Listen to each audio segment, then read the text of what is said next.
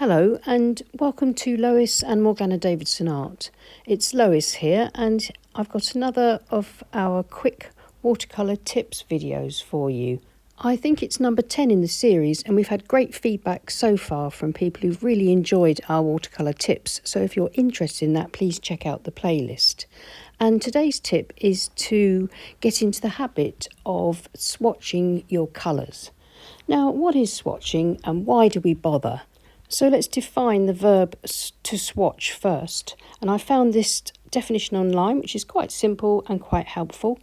To apply a sample of paint, etc., to a surface to test or demonstrate the colour.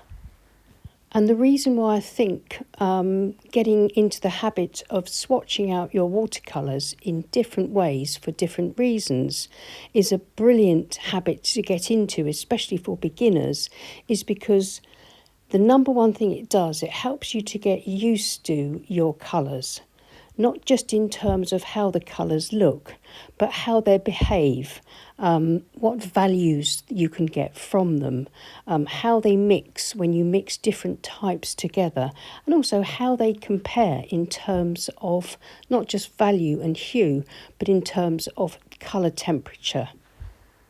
And the more you understand all these things about the paints that you own and the ones that you like to use, the more progress you'll be able to make with your watercolour painting, because knowing your paints, your tools and your materials is a vital part of making progress on your creative journey. So what's the best way to swatch colours out? Well, there's no wrong or right way. You'll find your own way. I'll show you how I swatch my colours out and give you the reasons why I do them the way that I do. Now, the first kind of swatching that I do is just to test out my colour. Quite literally, I want to see how it looks on the paper by itself. I want to see the range of values from the darkest value, which is the pure colour with very little water, and then see how it changes with less water, bringing it down to a mid value and then, of course, to the lightest value that I can get. So I'll show you an example of how I test out a new colour with a new colour that I recently managed to get hold of, genuine manganese blue, which is quite difficult to get, but you can buy it these days as a hue, but it's no longer sold. But you can occasionally find paint makers that have old stock from the 80s when it was discontinued, but it's a beautiful colour.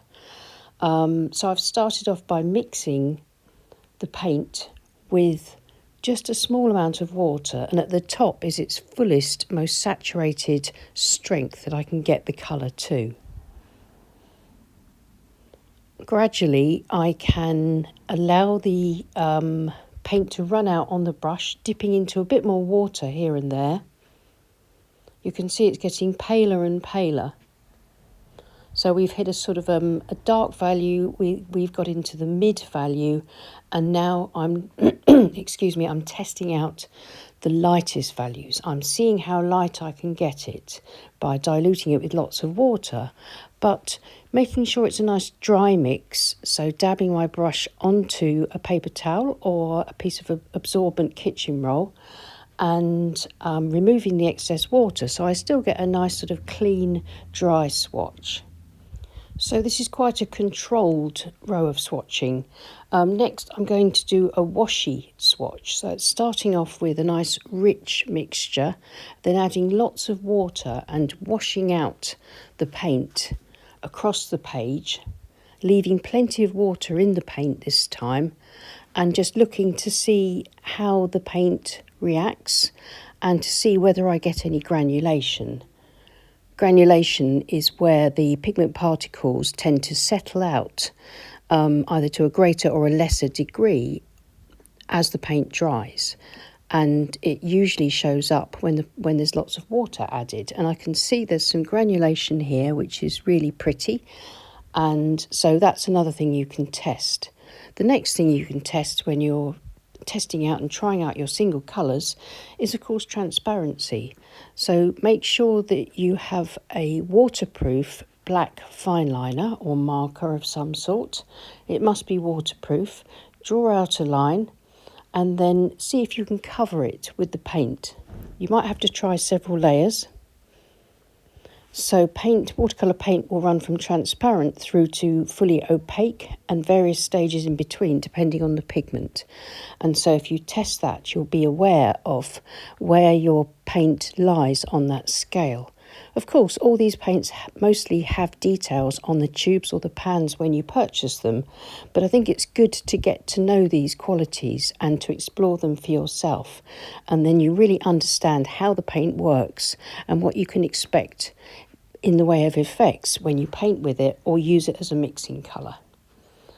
Now what I'm doing is adding some water now to that swatch while it's still wet and seeing if it will lift.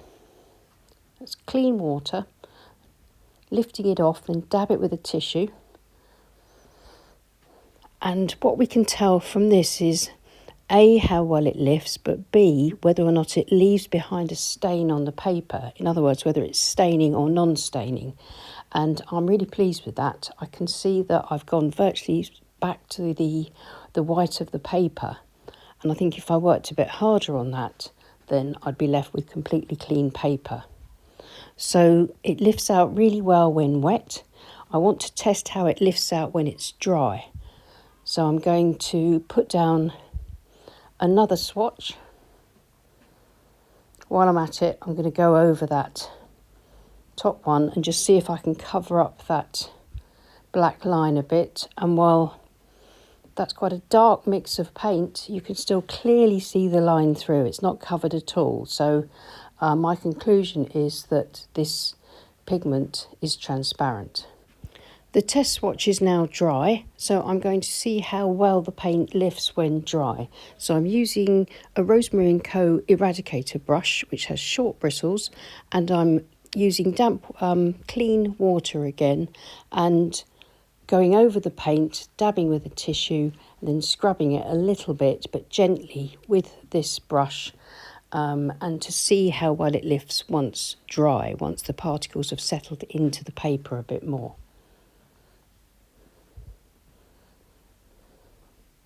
It's lifting fairly well. I can still see some blue.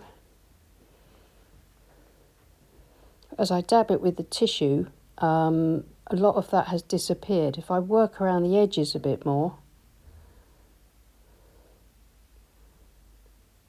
and that's almost completely gone. That's, again, I think that's pretty much a non-staining colour. I could work on that a bit more, take a bit more time, a bit more care, and probably completely remove it from the paper. So now I'm going to write down my findings, and I think that's important. Well, for me it's important that I record what I've discovered, because then I can go back and look through my swatching sketchbook and check my notes.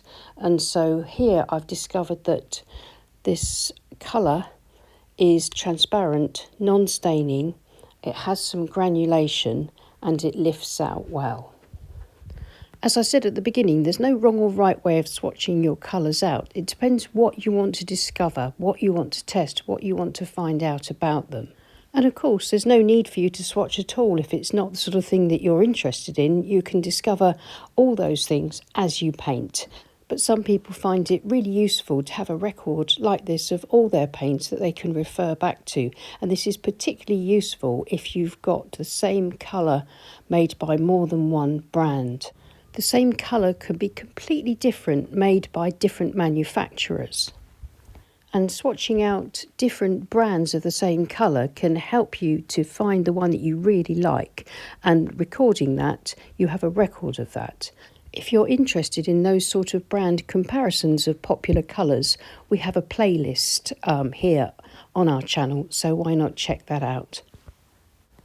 And now let's move on to covering, swatching out in order to mix colours and see how well they mix together.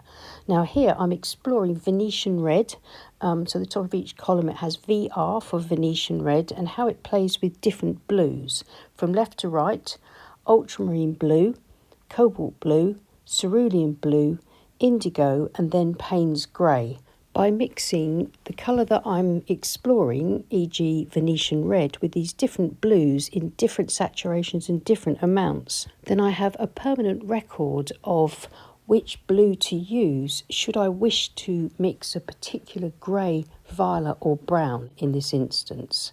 I simply need to come to this page in my swatching sketchbook and see which colour most closely matches the colour that I'm looking for, and then I know exactly how to go about achieving that colour in my painting without sort of risking getting the wrong colour onto my work.